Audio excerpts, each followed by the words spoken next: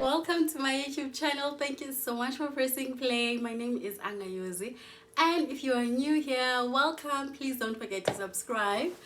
So today we are talking about motherhood resentment. So a disclaimer before I start. Please be advised that I am not a trained psychiatrist, psychologist, or basically a healthcare professional.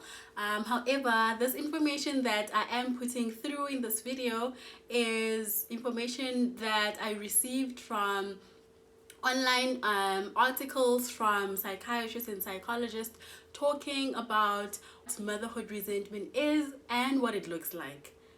Thank you. Okay. What is motherhood resentment? I never knew what this is until I came across an interview, actually a TV interview with a prominent mom blogger in South Africa, and she was being interviewed on her experience with what motherhood resentment looked like and how she actually found out that this is what she was experiencing and how she managed to heal from that journey. And I realized that this is something that I had seen people go through without actually knowing, without having the vocabulary to express this is what they were actually going through. So I wanted to do this video as a source of information to create awareness and to also begin the uncomfortable conversations that new first time moms go through but too ashamed to talk about because they've never heard anyone talk about certain experiences and feelings and thoughts that they go through once they become mothers. Okay, so what is this motherhood resentment, like for real now? So motherhood resentment falls under the same spectrum as postnatal depression and postpartum depression, but it is more severe because it lasts longer than 8 weeks, in which postnatal depression or postpartum depression usually lasts. So what happens with motherhood resentment, it's usually brought upon circumstantial experiences. So for example, if you are a mother and you have broken up with your partner and not getting a lot of support from your family and his family, and you are just left to your own devices to care and look after and parent this child on your own, that could be a source of motherhood resentment, where you will resent your child for actually going through so much hardship and doing a lot of things on your own. It doesn't mean that you don't love your child anymore or you won't care for your child anymore, but it just means that it's brought about various circumstances. Sometimes it's often circumstantial and sometimes it's not. So there are various triggers that bring about the motherhood resentment. And what does it look like?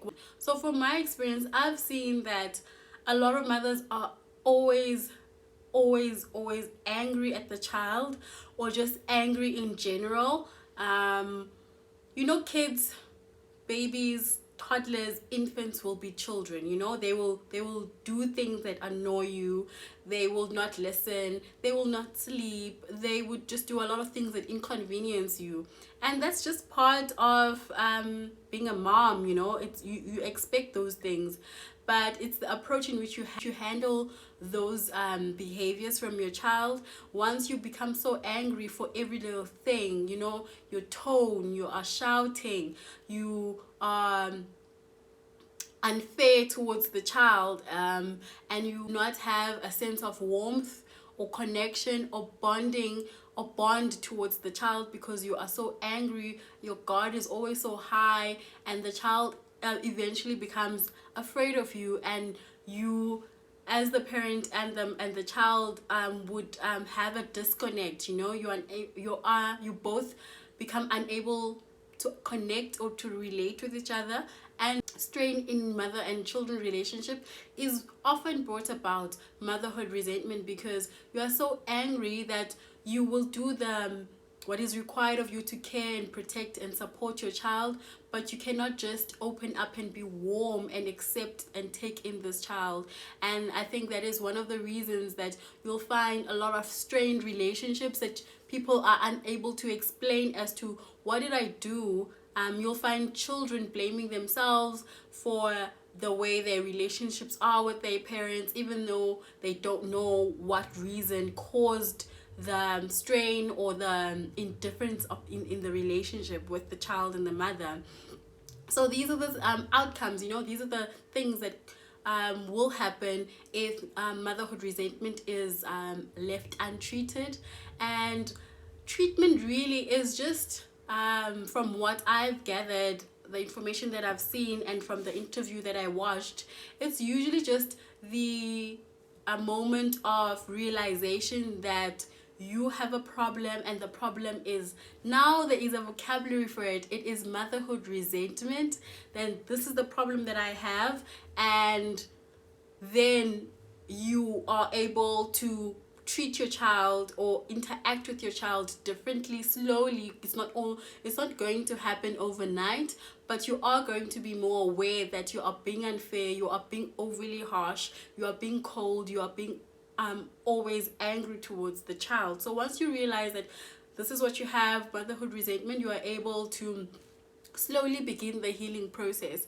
If you don't have the resources of going to a therapist, a psychiatrist to help you through the journey, there's a few guidelines on these community centers online that have mothers who have experienced the same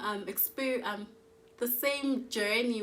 So these community centers include health professionals, people who are trained, and people who are qualified in advising and assisting moms in their healing journey, their healing process and recovery from undergoing motherhood resentment. And they are usually free. You just sign up online, and if that doesn't work, I think most of the time it always helps to open up to someone that you trust, that this is what I'm going through, and now I have a vocabulary for it. It is actually motherhood resentment, and this is how I feel, and I don't actually want to continue like this. So that usually helps, because it makes you more aware of your actions towards your child. So once you are more aware, you are able to slowly unlearn the anger that you've had towards this child. Another example of motherhood resentment that I actually know, that I've seen a lot of mothers experience, for example, if you get pregnant and the father of your child doesn't want to be present, or they don't know, or they're not involved, then the mother is so angry that they keep the identity of the father from the child, and they just don't want anything to do with the father. But it also hurts the child by them not knowing the identity of the child, of their father, and they will intentionally hold on to that identity until they die, or until their last days in life, where they are just so angry at the circumstance. So this is where it comes in again, where this motherhood resentment comes in. It's usually brought about circumstantial experiences and feelings of anger towards people who are not around, and therefore you direct all that anger to the child. So guys, please, if you know of anyone who's gone through what I've actually covered in this video, please refer them to the video, because it's not always easy to be like, hey, when you actually have motherhood resentment. I mean, that's very insensitive, and I mean, I don't think it's gonna go down well. Yeah, I'm thirsty, I'm so sorry. So sorry. So I've covered what motherhood resentment is, and the side effects or the aftermath of having a mom go through an experience and live with motherhood resentment, and the tools. So the tools is usually just if you have the resources, go and seek professional help. You go and find support online. There are many online communities. Talking to someone you trust, opening up, and they don't have to be a mom, they don't have to be someone who's gone through the same experiences, but it does help that it's someone that you trust, someone that you know that they easily relate to you, and that they will understand and hear you out and have a conversation, not just you venting. Yeah, you venting is good, but having a conversation and a back and forth where they try to understand, why do you feel like this, what causes it. Because when someone is asking you those questions, it also allows you to ask yourselves those questions, and therefore the healing process starts. I don't know what is the recovery, like how long it takes, but I'm pretty sure that it takes time. So be patient with yourself, with your healing journey. And I hope you heal. I hope you take care of yourself and your child.